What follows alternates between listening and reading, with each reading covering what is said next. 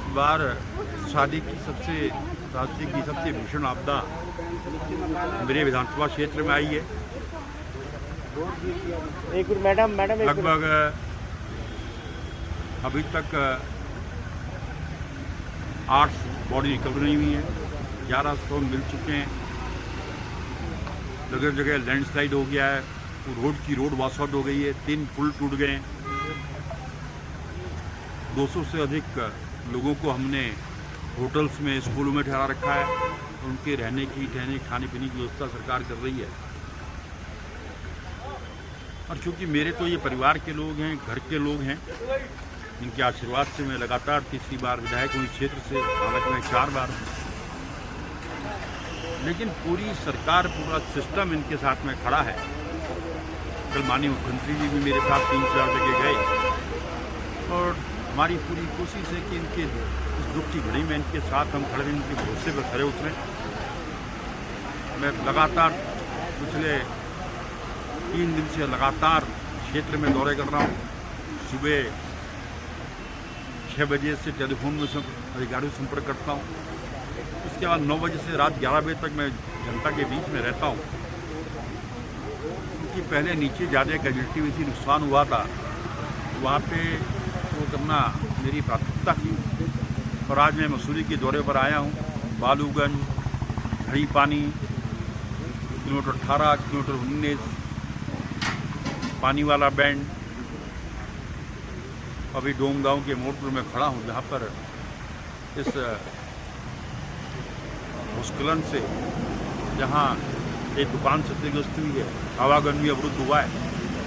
हमारे गिरिडीह के अधिकारी कर्मचारी मेरे साथ हैं, ये दिन रात काम कर रहे हैं। मैं इनको शाबाशी देता हूँ कि एक रिकॉर्ड समय में इन्होंने मसूरी का एक मार्ग है, उस पुल को चालू किया, जो मसूरी का जीवनदायिनी था। क्योंकि यहाँ दूध खत्म हो गया था, सब्जियाँ खत्म हो गई थी, गैस खत्म हो गई थी, डीजल पेट्रोल यहाँ पर नहीं था, और आज से सब चीज़ें सुचारू हो गई। और भारतीय जनता पार्टी का एक कार्यकर्ता, जो मोदी जी के जन्मदिन को हम सेवा सप्ताह के रूप में मना रहे थे, हमने फैसला किया है कि आपदा सेवा सप्ताह के रूप में भारतीय जनता पार्टी के कार्यकर्ता इसको मनाएंगे। और हर दिन एक मंडल उस आपदा के क्षेत्र में जाकर जो वहाँ पर हर संभव मदद होगी अपने पास से हम करेंगे। ये संकल्प भारतीय जनता पार्टी ने लिया है।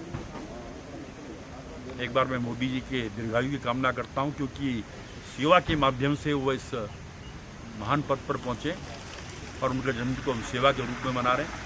और कल से हमारा ये अभियान, हमारे यहाँ 3 मंडल है, मंडलवाइज चलेगा और आपदा के क्षेत्र में जाके आपदा पीड़ितों को राहत देने की कोशिश। फंड एक बहुत पूरी देखिए, फंड की कोई कमी नहीं होगी। हालांकि मेरे अकेले विधानसभा क्षेत्र में 300 करोड़ से अधिक का नुकसान हो गया और पूरे उत्तराखंड को 1200 करोड़ रुपये मिले। धराली में, थराली में, चमोली में, पौड़ी में, बागेश्वर में, शहजधारा में। तो लेकिन मुझे पूरा भरोसा है, जो मांग हम और करेंगे, प्रधानमंत्री जी का उत्तराखंड से विशेष लगाव है, हमारी मांग पूरी होगी कि मसूरी एक प्रमुख पर्यटक स्थल है, इसको सजाया संवारा जाएगा, इसकी सड़कों को दुरुस्त किया जाएगा। विश्वास में आपको विपक्षियों को क्या कर नहीं पा रहे हो? देखिए, कांग्रेसियों का चरित्र है।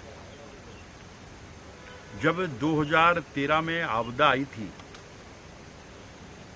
तो मुख्यमंत्री जी 3 दिन के बाद उसका संज्ञान लिया था।